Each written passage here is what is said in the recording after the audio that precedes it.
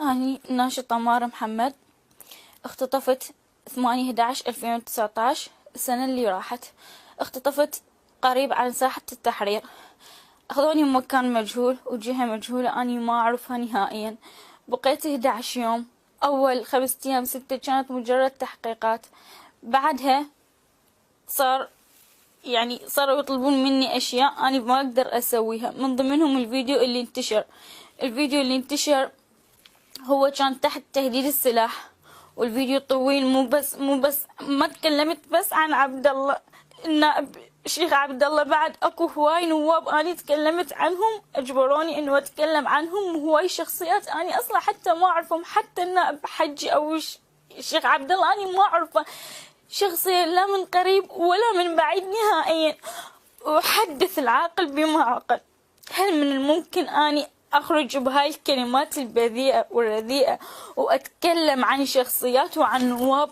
يعني هل معقولة؟ لا، يعني ويا شخصيات يعني ممكن يعني تتوقعون أني أتكلم عنها وأني ما أعرفهم أساسا، حتى النائب الشيخ عبد الله أني ما أعرفه، وبعد أكو شخصيات هم تكلمت عنهم، الفيديو اللي مطلعيه مو طويل.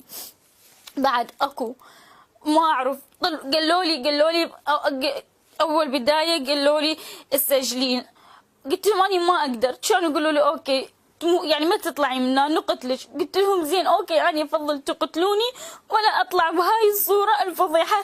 قالوا لي أصلا ما راح ننشره نهائيا، وهو أنت إذا ما طلعتي مظاهرات ما راح ينزل، ما راح ينشر.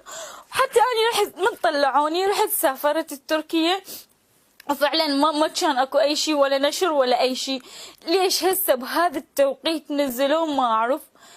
هل هم يريد يضروني، او لين قربت الانتخابات يريد يضرون هذول، يريد يضربوهم بيا؟ انا لحد الان ما مفتهمه شنو الموضوع. بس اني والله العظيم الفيديو كان تحت تهديد السلاح، واني كل اللي بالفيديو كان اجباري، وكل اللي بالفيديو اني ما اعرفهم نهائيا، حتى من ضمنهم نائب الشيخ عبد الله. الفيديو استمر لمدة 4 أيام، هم يعيدون بي ويلقنون بي حتى لحد ما أظهر بالصورة الطبيعية. لأنه بالبداية كنت يعني شكلي مو هذا، كان بعد أسوأ.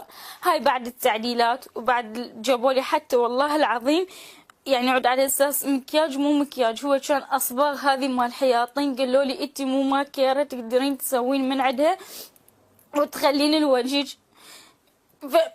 يعني